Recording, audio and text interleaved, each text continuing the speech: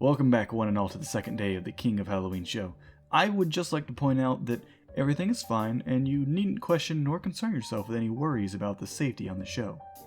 Now then, that means we are now 12 days away from our main event. I don't know about you, ladies and gents, but I, for one, am excited to be back on the streets with all my fellow monsters of the night. I tell you, if it wasn't for the fact that I'm such a snappy dresser, smooth talker, and all-around charismatic son of a bitch, I'd be confined to abandoned buildings all year long. Now then, as much as I love talking about myself, let's move on to some news for tonight. Now people, we have a few safety PSAs for the holiday season written up by the Ghoul Safety Patrol. Firstly, whenever you receive candy from neighborhoods, you should always check out for foreign objects in the goodie bags. Common hazards found are sharp objects, possible narcotics, human appendages, traces of uranium, premium mixed gasoline, a copy of traditional pan flute music from various indie artists, and a belt-fed fully automatic machine gun. So watch out, folks. Next up, for those of you who have props with your costume, please be careful with your more realistic tools. Remember, running with sharp objects are fun, but getting stuck is not. Come on, Michael Myers and Jason did a lot of power walking and still got the job done. Slow and steady, kids. Slow and steady. And, moving on to our last point here. Never accept rides from any dumb witch that's been drinking too much brew. A magic broom ride through the air might seem fun, but it's not such a great idea when you realize there's no seatbelts.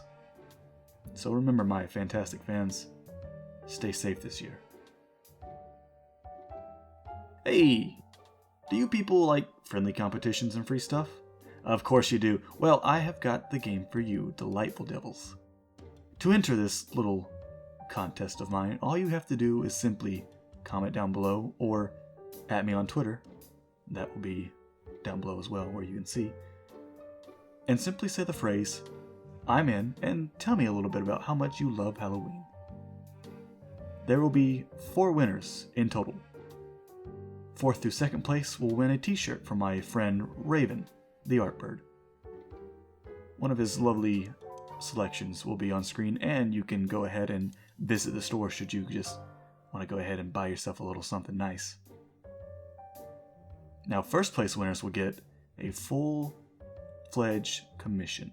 That's right, you will have your very own personally made art just for you. And I gotta tell you, all of this stuff is of the finest qualities. Now let me tell you right now, this is a great deal for you listeners. I can personally say that those shirts are of the finest materials. You'd be crazy not to jump on a deal like this, I'm just saying. Oh, would you listen to that, my lovely listeners? It is time to take a call. A call-in story, actually. A story from viewers like you. Once a year we get to dress up and pretend to be someone or something we're not, but strange things could happen when the sun goes down and the night comes about. You just never know what might be lurking within the shadows, just waiting to strike. So if I were you, I wouldn't go anywhere alone, especially without a light. This is a story of one such Halloween when I decided to dress up as a sexy clown and with my friends go out on the town.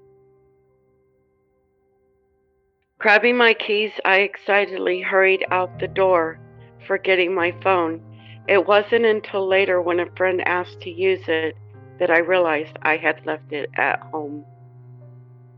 "Sorry," I said as I looked up at my friend, who now had an annoyed look on her face.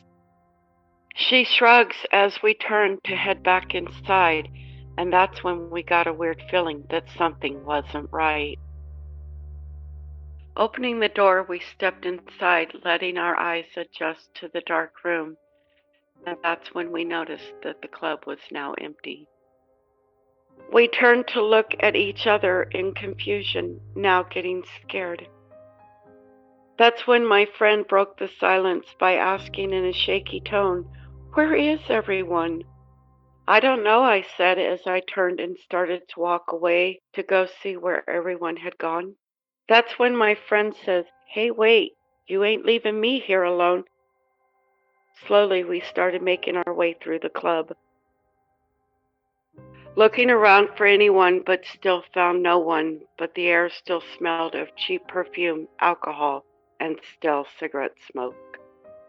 Making our way towards the back of the club, we were suddenly stopped by a noise that left us frozen in fear. Looking towards the stage, we could hear heavy breathing, and for a moment we thought we could see something moving. Suddenly, my friend lets out a scream that echoed throughout the empty club, causing me to jump clean out of my skin. We both take off in different directions, now making it easier for the creature to get us. Looking for a place to hide, I crawled under a table near the jukebox. Shaking, scared, and now alone, I peeked my head out from under the tablecloth to see if I could see anything. That's when I noticed my friend hiding under a table in the corner near the bathrooms. She saw me and started to mouth something, but before I could react, I heard a growl. Then out of the corner of my eye, that's when I saw it. A massive creature with short black hair, huge feet, long fangs, and a head like a wolf, but its body looked like a pig's. In shock, I fell backwards, grabbing my mouth, trying not to scream. While still trying to process what I think I just saw, I was quickly snapped out of it by the sound of glass breaking, table and chairs being thrown around the room, and then I heard my friend's blood-curdling scream.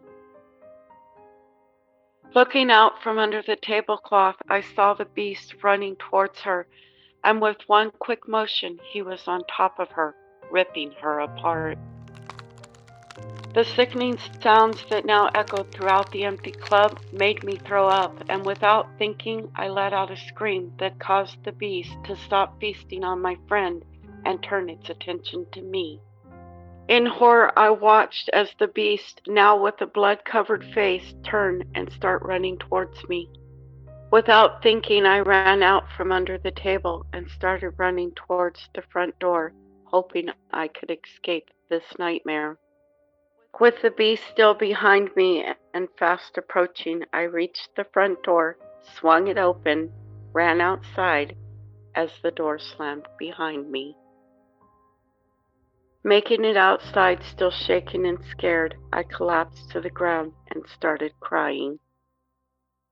Stopping to wipe my eyes, I listened closely and realized that there are now sounds of laughter and music coming from the club again.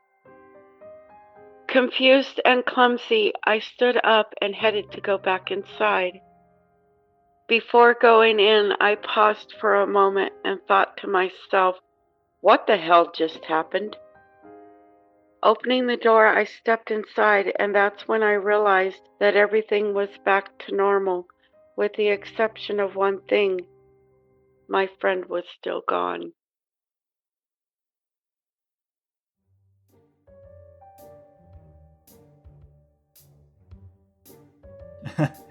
Yes, those Halloween parties can be killer on a relationship sometimes.